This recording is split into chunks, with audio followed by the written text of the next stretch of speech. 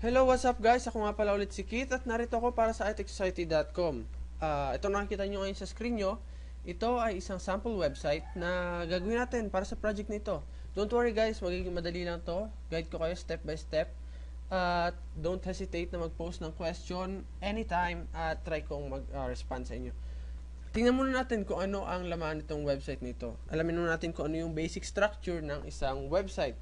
Ano ba yung isang basic structure ng isang website? Siyempre, meron niyang title bar na makikita dito sa tab ng web browser. So, ang gamit kong web browser ay Google Chrome. Dito niyo siya makikita. So, ang title nitong web page na ito ay This is the title bar. Diba? Napaka-simple lang yan. Basahin yung title bar. Next sa title bar, makita natin itong part na ito na may nakasulat na iTech Society. Yan ang header. Usually, sa header nakalagay ang logo o di kaya pangalan ng website. Minsan, meron din mga nakalagay na iba pang bagay, pero ito ang pinaka-basic na nakalagay sa header. Susunod sa header ay ang navigation or yung links. Ano ibig sabihin ng navigation? Ito yung mga, kumbaga sa barko, yung nagto-turn sa'yo to the left or to the right. Sa website naman, ang navigation, ang laman nito ay mga links o yung mga kiniklik para maglipat kayo ng page. Halimbawa, pag kinlik ko yung home, mapupunta ako dito. Pag kinlik ko yung tutorials, mapupunta ako sa ibang page. Contact us, ganun din, pupunta ako sa ibang page. So, yun ang navigation. After ng navigation, meron tayo syempre yung content, yung pinakalaman ng website. Ano ba ang website kung meron ka lang ay header at navigation, di ba? So, kailangan merong laman. Ang pinakalaman ng website natin ay itong mga article na to.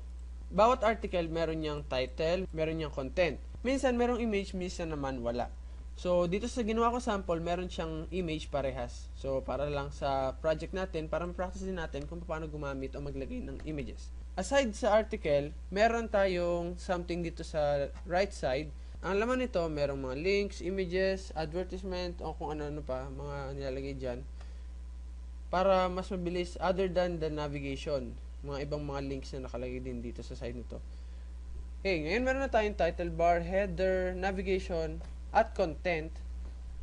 Pagkatapos nun, laging merong footer. Kadalasan talaga may footer. Bibihira yung website na wala or wala nga akong alam ng website na walang footer.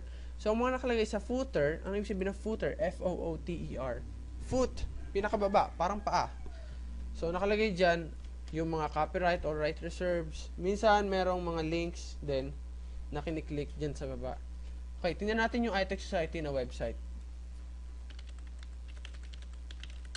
Dito sa itechsociety.com, so makikita nyo, ito yung title bar, iTech Society, Information Technology, Programming Tutorials, and more. So, yun ang title bar, medyo mahaba. Itong header, dito nakalagay yung website logo. Tapos, dito ko rin nilagay yung navigation. At ito, choices, navigation din yan. Search box na nakahilera sa navigation. So, ito medyo mas advanced to kasi doon sa gagawin natin. Pero, halos ganun na ganun din ang structure. So, makikita nyo dito, ito ay yung title ng article, tapos ito yung summary ng article. Diba? Ito yung mga other information about sa article. Tapos dito sa side na to, yung mga links. Halimbawa yan, social links. Mga like us, categories, ganon. So, yan yung nasa side. Ito naman yung pinaka-main article niya. Diba? Yan, katulad yan. Kita nyo yung article nandyan, nakasulat.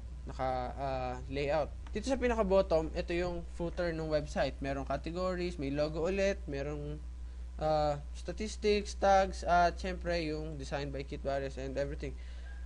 So yun, halos ganun na ganun din, di ba? Yung basic structure, mayroong title, mayroong header, may navigation, article, tapos may sidebar, may footer. So, makikita natin, yun nga, halos yun ang pinaka basic structure ng isang website.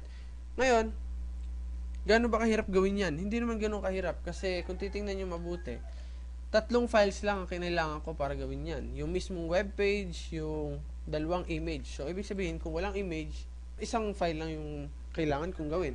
Gano'n ba kahaba itong file na ito? Kung titingnan nyo nga, 3 KB lang yan. Halos walang laman yan. Kung titingnan natin dito sa Notepad++, 112 lines lang yan.